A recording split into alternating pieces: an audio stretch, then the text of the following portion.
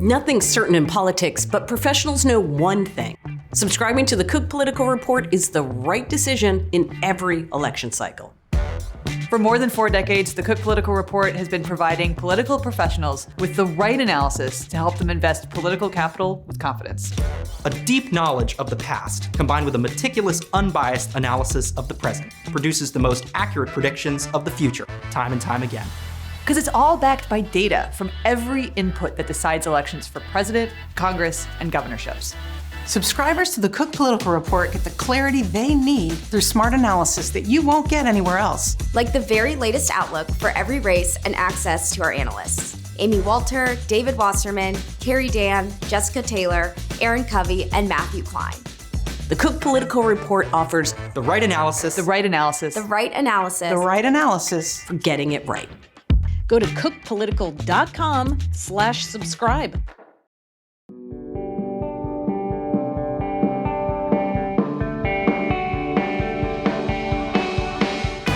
Hello, welcome to The Odd Years. I'm Amy Walter. When we booked this episode with Pod Save America co-host Dan Pfeiffer several weeks back, our plan was to talk about the Democrats' strategy and messaging around Trump, something Dan's been writing about for his Substack, Messagebox. Should Democrats just focus on the economy? Should they raise alarm bells over deportations? How loudly and strongly should they push back against Trump?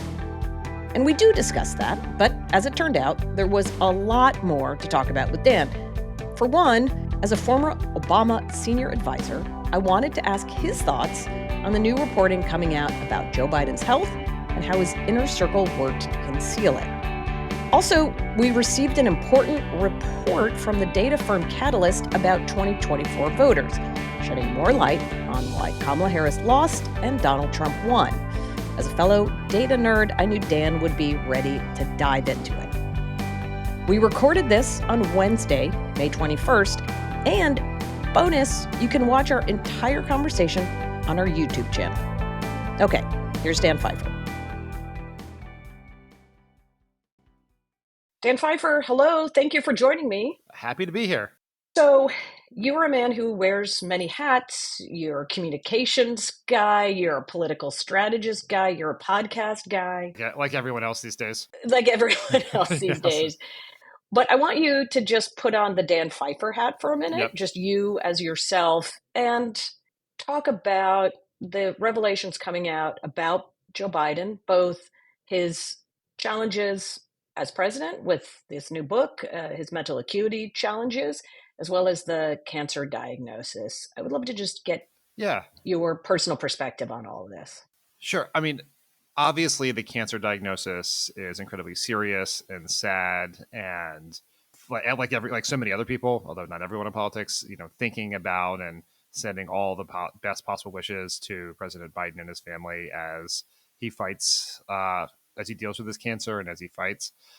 It's an interesting moment, and we can talk about it if you want, about how we went from in the immediate, the sort of the shocking news, right? Because it was this very serious cancer that seems to come out of nowhere, and people respond as humans mostly to say, like, this is sad, we're thinking about you, keep fighting, all the normal human responses to someone with a cancer diagnosis. And then within only a few hours, we are down to, dangerous conspiracy theories, allegations, questions, and it's fair to ask questions, but not a lot of those questions being asked in good faith. And so it's almost a very telling moment sort of in American politics. So that is one thing. And I find that to be entirely separate than the larger questions that were happening this week before the diagnosis, Right. that are in Jake Tapper and Alex Thompson's book, which I have read.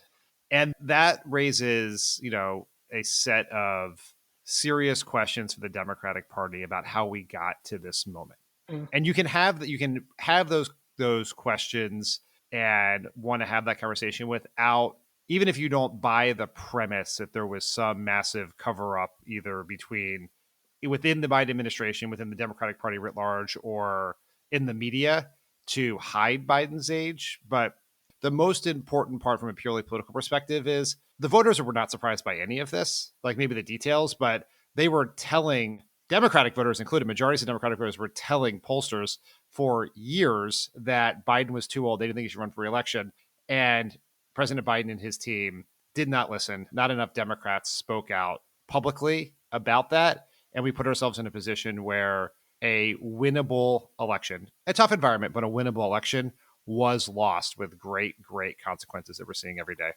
You worked in the White House. You've had that rare experience of actually having to probably tell the most powerful person in the world something they don't want to hear. Tell us about that, because it does seem that what you have beyond what the Biden family, how they were processing through the president's health and concerns about that. What is the staff doing? And where were they complicit, and what should they have done better or more of? The most interesting revelation, not just in Original Sin, but in a lot of the reporting post debate and post election, was that there was never a real process or meeting with the staff or the close advisors to discuss the question of whether Joe Biden should run. Because that is a question for any president running for election. Like, we had those conversations with Barack Obama, who was much younger and in a much different political position. Like, that was a conversation. Like, there was a meeting to discuss it. Like, it was sort of fait accompli he was going to run, but he wanted to test the proposition of like how winnable the race was. What does it look like? And the fact that that didn't happen with Biden, especially given the fact that most people believed he had made something akin to a one-term pledge, I think is a real failure. Now, the failure always comes from the top, right? If the president does not want to have that meeting, no one can make him have that meeting. And I think the other challenge in just reading the reporting and knowing a little bit from the people who work there and knowing how President Biden works is he has a very, very, very tight circle of people. And it's very small. Many of them have been with him forever. It is like loyalty is prized above all else. And it seems, at least in the reporting, at least particularly in the Tapper Thompson book, that to suggest otherwise would be a sign of disloyalty, and that could get you evicted from the meetings you need to be in. It's never easy to tell the president what they don't want to hear. Some presidents are more willing to hear that than others. President Obama was, I was lucky that that was almost a test. I've seen it happen with new staff with President Obama, is if the person passed on the moment to tell them the thing he didn't want to hear or to disagree when they obviously disagree, like that was a mental note he made that person maybe wasn't willing to give him what the information they want to have. It doesn't seem like, at least in the reporting, that's how the Biden White House worked, or that's what President Biden wanted. And I guess, and the other thing, and it's always hard to know, but I can't remember where I read this. It may have been from either Jake or Alex talking about the book, but seems pretty clear from the reporting that obviously they took steps to minimize the political fallout of the president's age. Like, I don't even mean mental cognitive decline, like he couldn't do the job. Like I'm not saying even that. Just like the walking, the doing the interviews, like the stairs in Air Force One, they made steps to sort of hide that. But it seems as that President Biden also was not aware of his own political situation. That's that right. he was not getting the information he needed. Because that comes out in all the reporting on the phone calls with Nancy Pelosi and others, because I'm winning. Yeah. And every person who has access to 538 or the Cook Political Report knows that that's not actually the case, but he didn't seem to know that. All the polls look great for me. Yes. No, they do not. When none of the polls look great. Yes. Yeah. I think that's right. So now let's shift into the Dan Pfeiffer putting on his strategic communications hat. You're advising candidates in 2026 for maybe 2028.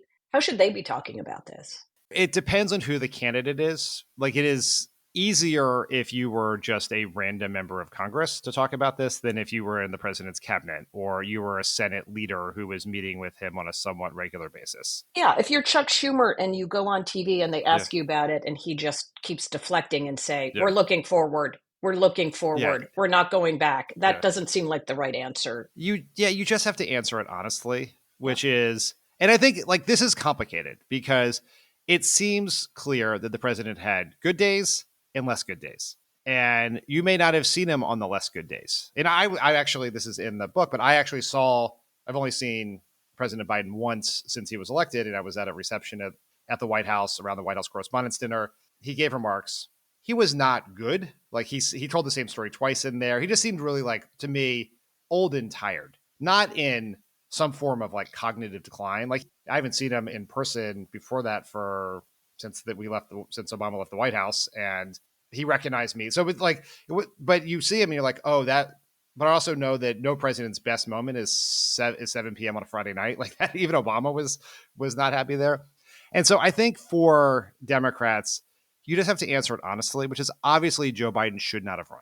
You can have that position no matter where you come down on what his mental fitness was before, right? It just that was a fundamental mistake because we need to transition. He needed to be the bridge to the next generation that he promised to be. The voters were looking for something different, and we did not listen to the voters, and that never works. So I would just answer it honestly and openly and just be very clear. And I don't think we have to hedge around. You can give President Biden credit for the good things he did, and also acknowledge that his decision to run for re-election was the wrong one and came with some pretty significant and serious consequences for the country and the party. Do you think it's done deep damage to the trust that Democratic voters have in their leadership? I mean, there's clearly been a lot of frustration we're seeing in the polling about how Democrats feel about the party. And do you think this was a big reason for the declining trust? Biden's numbers went down and the party's numbers started to go down before Biden even announced he was running for re-election. So I think there is a larger Joe Biden political problem for the party.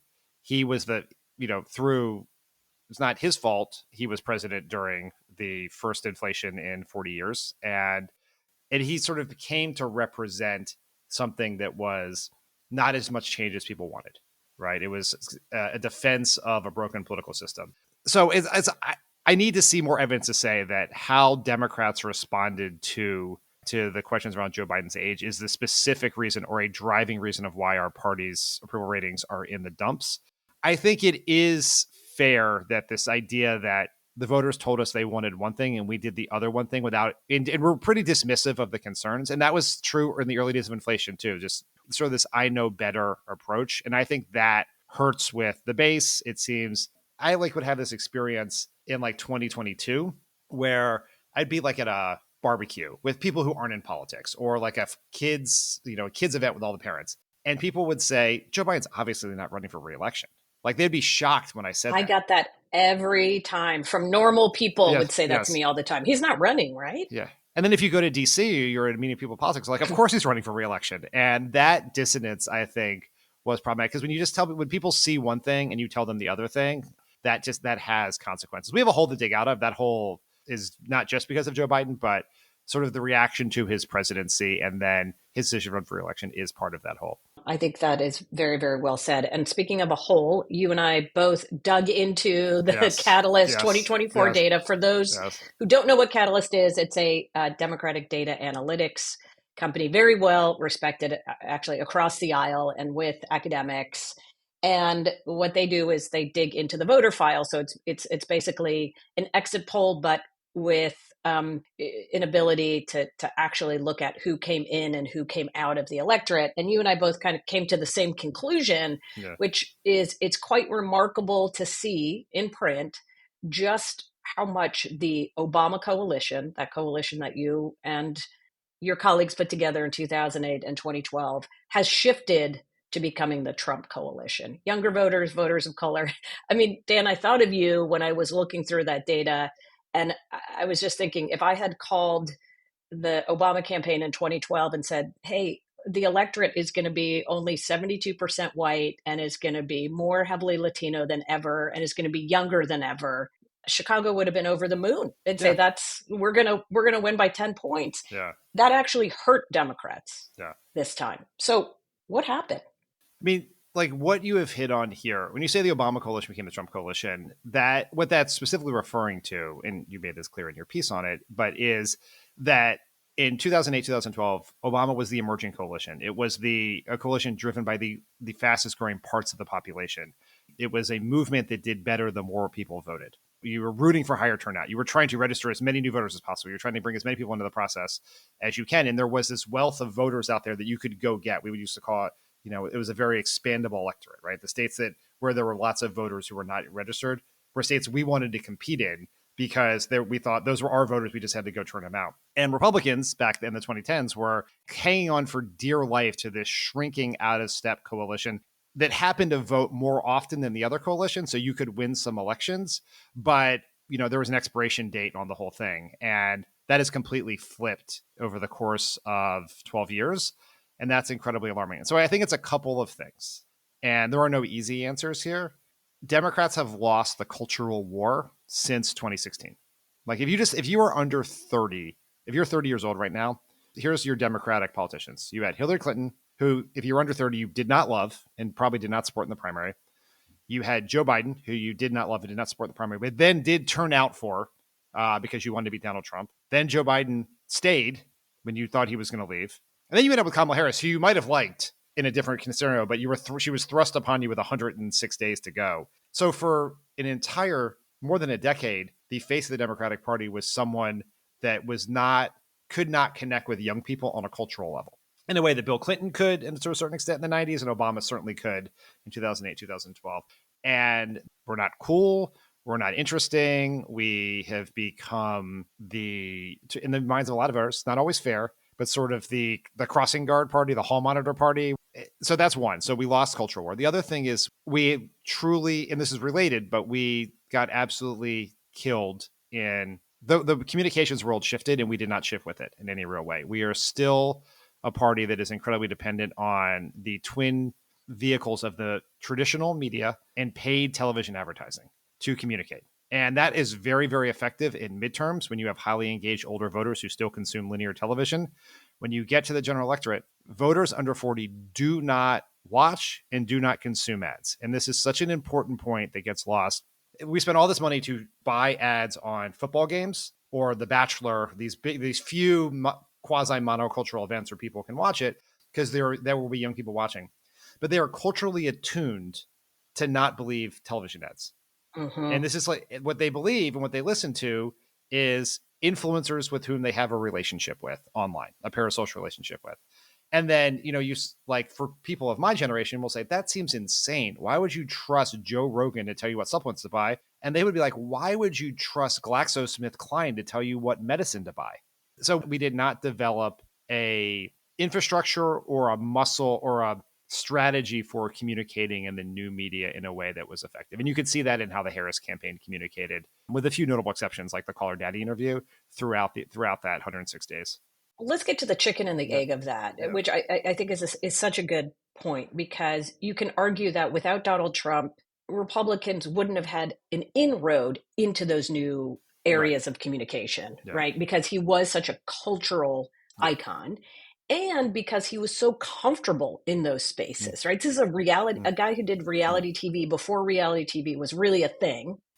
So he was totally comfortable going on, like, yeah, I'll go on a podcast. Yeah, I'll show up on a YouTube video. What seems to me that's also happening, Dan, is that the conversations that Democrats are having aren't connecting with younger voters, even though theoretically they could argue they're on the right side of the issues like abortion or gay rights, where younger voters are, and yet culturally they're out of step. So, how does that make sense? You have to have the right politicians, right? It always flows from who's at the top. And it seems crazy to people like me that Trump can do this and have that sort of appeal with young people, but he can. And it's just like, we should take a lesson from the fact that young voters disagree with him on what we believe to be, like in the Democratic belief, the core issues of young voters: climate change, abortion, LGBTQ plus rights, student loan. He comes in, he cancels the student loan forgiveness, like his first thing.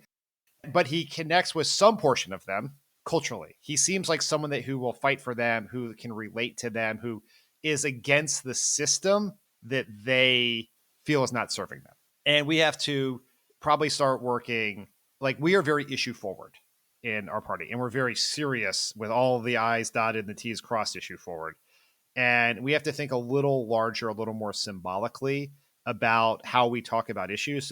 Our issues have to, there's this idea that has been true in the Democratic Party since, as far as I can think back, where it's just like that these voters are going to sit down with two competing stacks of white papers, and they're going to go through them and see which one, with like, you have a calculator, which one's going to help my bottom line more, and that's the person you're going to vote for. And that has never been true, and it's probably even less true now that people are so cynical and distrustful of the politicians to deliver those things. And Trump's had this real advantage is it's a time of high cynicism, high distrust in establishments and institutions, and he's threatening to burn down the system. And people, that showed up throughout all the New York Times Siena polling, that people would rather burn down the system as it is than keep it. And we just could never found a way to speak that because we were just so inherently insider in our approach to everything. Quick break. We'll be back with Dan Pfeiffer.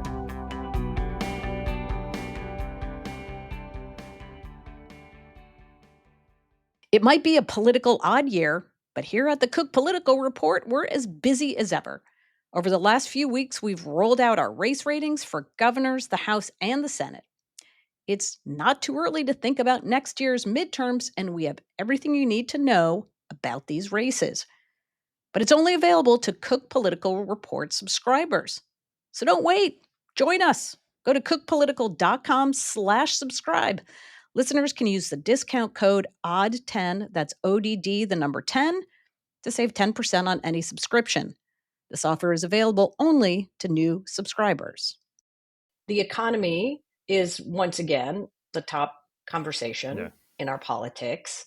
The tariff issue, cost of living, Medicare and Medicaid. How do Democrats talk about this in a way that those voters who feel like they aren't connecting with Democrats, or where Democrats aren't connecting with them on those issues?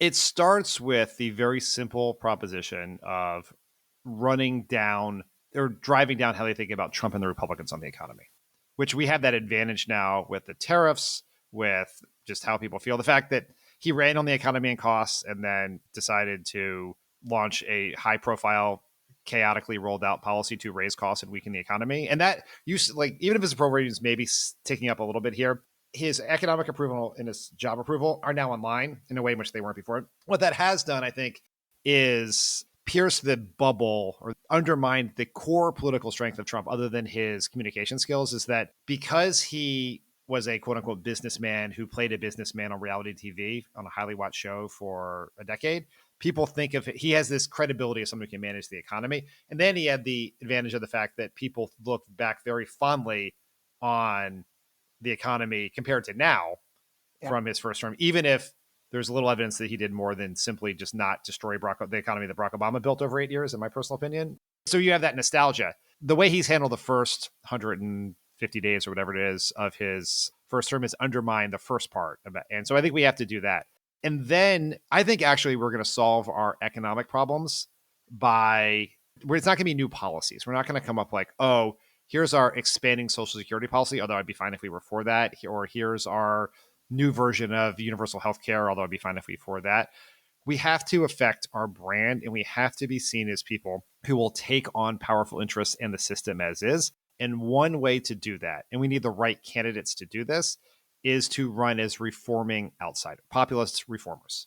And I think Trump has given us this huge opportunity with the rampant corruption in his administration, with all the billionaires running things, with the role Elon Musk had, that we should really take a page out of the 2006 playbook, and where Democrats help come back in a very similar situation, bounce back from a very tough election loss to a president who very well could have lost re-election, by becoming reformers. And who you put at the face of that is very important. And we need the right candidates for that. Well, that's what I was going to ask you. Is there somebody that right now you see as being effective there? Obviously, Bernie Sanders and AOC are making that exact case. Yeah. Are they the right faces, or at least AOC? Obviously, Bernie would be. Yeah. I think certainly not running for president. I think that most professional Democrats underestimate how powerful a political figure AOC could be.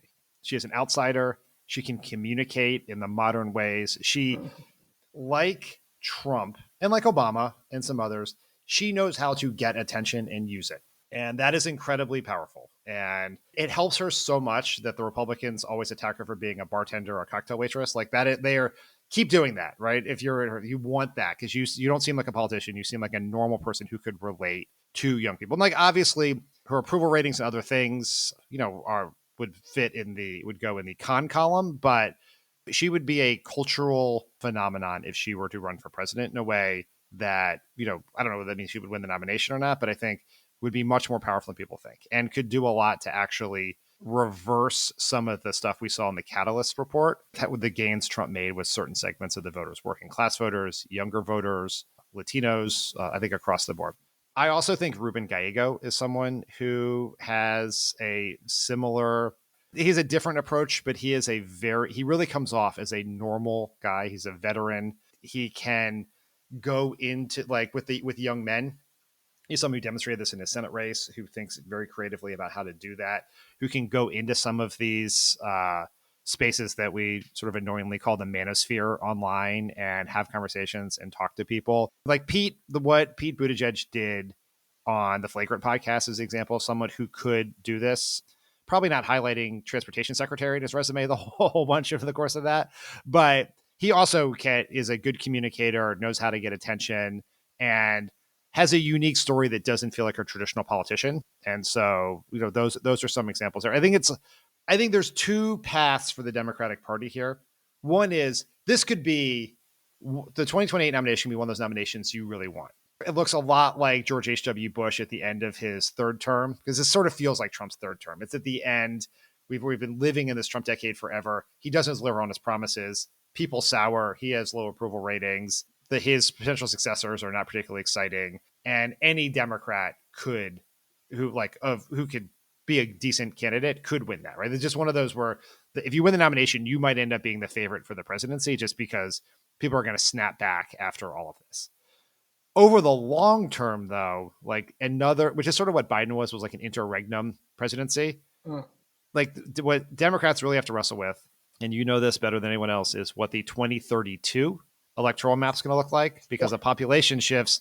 You could see, in California and New York losing a total of 7 electoral votes, and Florida and Texas gaining 7 electoral votes. You're going to see losses in those blue wall states. The blue wall path will not be available to Democrats in 2032.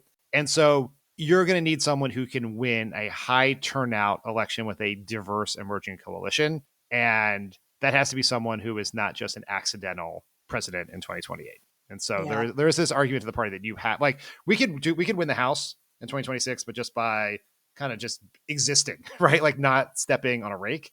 And we could possibly, although it's not guaranteed, you could just win the White House. But if you were playing the long game for the party, we have to fundamentally change so much of what we represent to voters, that we need a very different coalition going forward, or we are going to look like the Democratic Party in the 80s. I will be fascinated to see who candidates in 2026, candidates who are on the ballot in 2026, invite to come campaign with them. I mean, I remember in 2006, everybody wanted Obama. Not many people were okay with Hillary Clinton, but they weren't clamoring for her in the way they were clamoring for Obama in all kinds of districts. So I'll be very curious to see if they bring Gallego. Does AOC go to a Michigan swing seat? Or do those Democrats go, it's a little too risky? So it'll be fascinating. Here's the thing, people. Photoshop exists. You can either stand with the person and get the crowd, or you can have the NRCC put your photo next to hers and put it in an ad. It's like people aren't going to forget. Nancy Pelosi ended up in all those ads for all those years. She didn't go to all those districts. And so just don't. What you're hinting at is a little bit of the problem for the Democratic Party is this massive risk aversion. Do the safest possible, most boring thing and hope that things fall in our way, as opposed to swing for the fences and try to really win. And I think there'll be some places where maybe AOC won't go where they will want her, but I think it'd be a mistake to let's take the person who's getting, with Bernie, tens of thousands of people in March of the off year, or the odd year, given where we are, and not bring them to your district. That, to me, that seems crazy. It's a different world. Obama had this, he had incredibly high approval ratings with Republicans coming off his 2004 convention. So it was a safer thing. But if we always opt for the safest, least risky path, we're going to end up right where we've been. That's what we've been doing as a party for the last 12 years now. And we have to change that. Yeah. Running not to lose versus running to win. Yes. That was really that was my giant frustration as a Democrat pre-Obama, was that just felt that's all we were doing is just, remember Matt Bai, the who went into New York Times Magazine, told me that Democrats' strategy was the slot machine strategy is we're not going to do anything. We're just going to pull the lever and then hope we're going to get 3 diamonds and win. And so there's like this sort of naive hope plus like this caution. And, and I remember this with Obama so well it was very early on. I was his traveling press secretary in the first few months of that campaign, and we were traveling everywhere.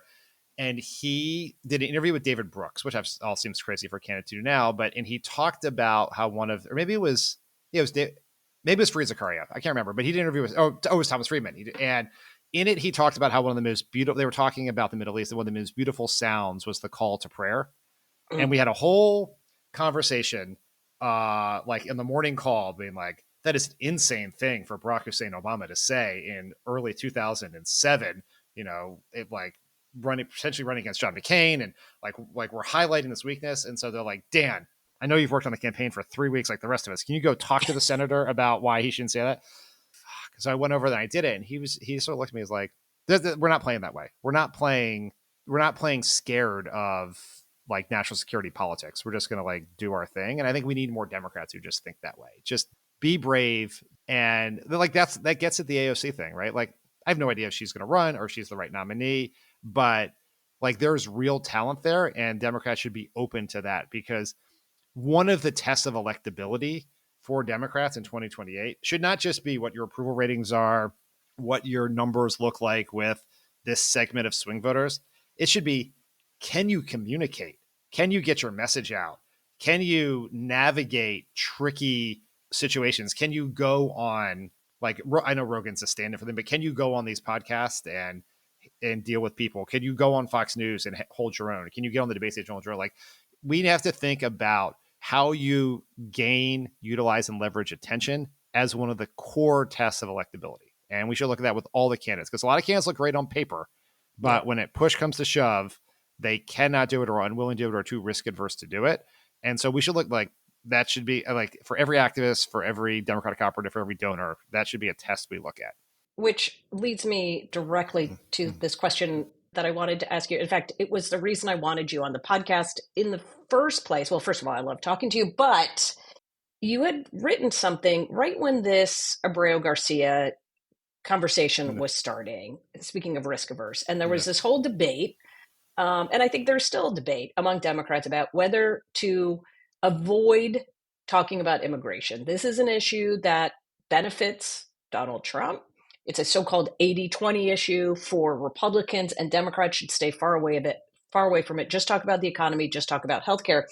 And you wrote, too many are leaning exclusively into economic arguments, letting Trump's offenses against our democracy go unchallenged. So I want you to talk a little bit about that as we think not just about this specific case, but just more broadly as Democrats are messaging throughout these next few years of Trump's administration. You have to talk about the elephant in the room. You look ridiculous if you don't. If the news is filled with stories of Trump disappearing people without due process to a El Salvadorian prison known for torture and starvation, and you just vomit up talking points about tariffs and inflation, you look ridiculous. You look like a politician.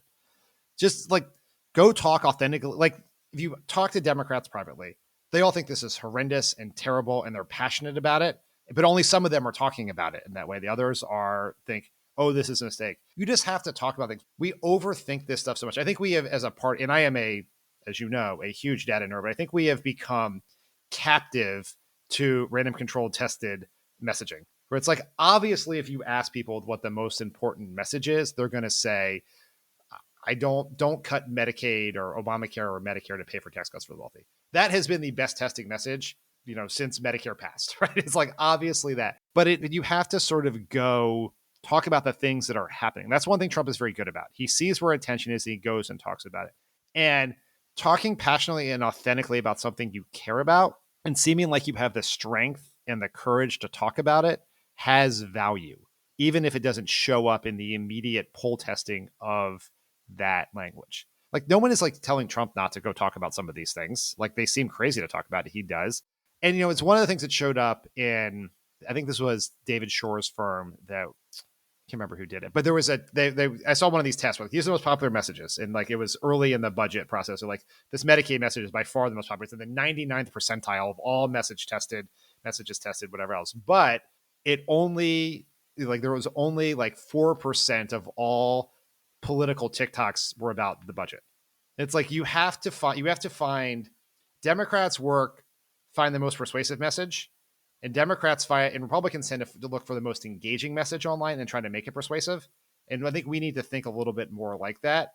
And that is really important when it dovetails with what you actually believe and you actually are passionate about. Whatever, just people just have to be like, take the blinders off, just get out there and talk more about the things you care about. And we would benefit so much as a party from doing that. And so what about the issues where you can see that Democrats are uncomfortable, like on the trans sports issue? I think you're right. They have to have an answer. You can't just say, I'm going to pivot and talk about tariffs. How do you do that authentically without seeming like you're just reading a talking point memo?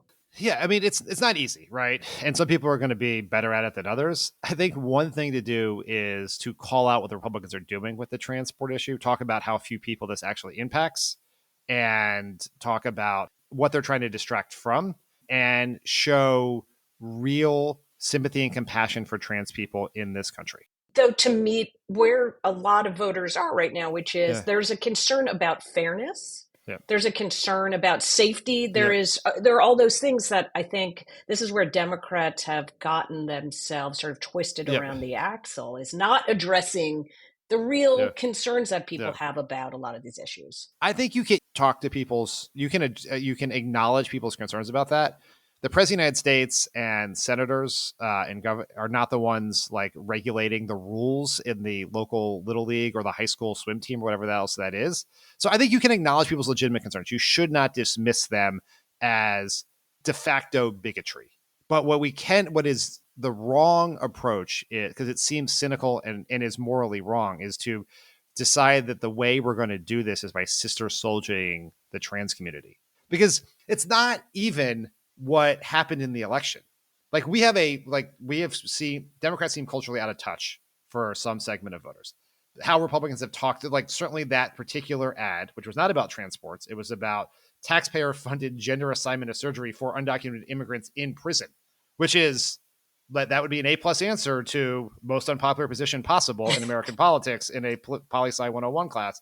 But if you just be authentic about it, acknowledge people's concerns, explain what, I guess this would be the format of people, acknowledge that people have legitimate concerns, call out why Republicans are focusing on this particularly very small part of a larger issue, and express sympathy and compassion for the trans community, and that we should allow people to live their lives, to have in dignity and respect, and that's what we do as a country. And I think we are making it so much more complicated than it needs to be, because every Democrat looks like they just swallowed a bad oyster the second the question comes up.